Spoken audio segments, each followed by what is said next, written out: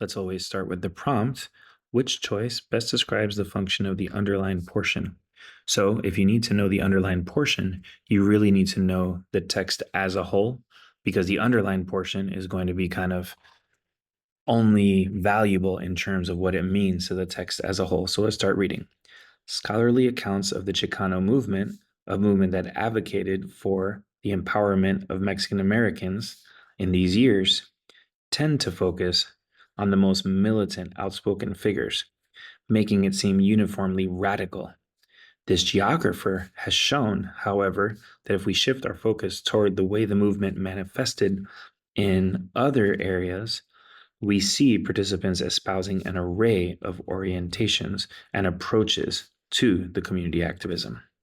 So at first, we see a problem.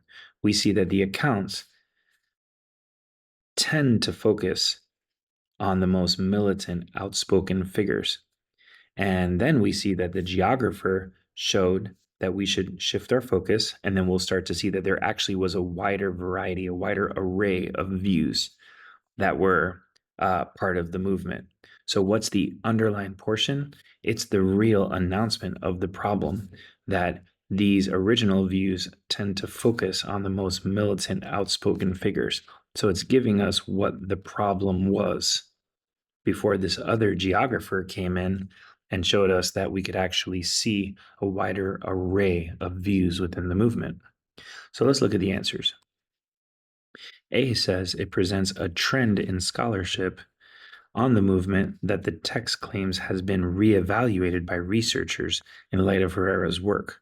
It is a trend in scholarship that scholarship focused on the more radical views, and it was reevaluated by researchers in light of that other work. So that's not bad at all.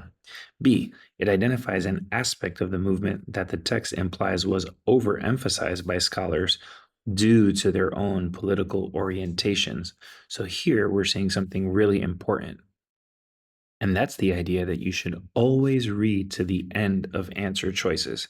Many people who might have picked B here might have done that because it said something that sounded good in the beginning before you got to that other part at the end. It identifies an aspect of the movement that was overemphasized. That's all true until we get to due to their own political orientations. In other words, if you're a Republican or a Democrat, you're going to see things differently. And the text didn't talk about that. So we've gotten rid of answer choice B. C, it describes a common approach to studying the movement that, according to the text, obscures the ideological diversity of the movement's participants.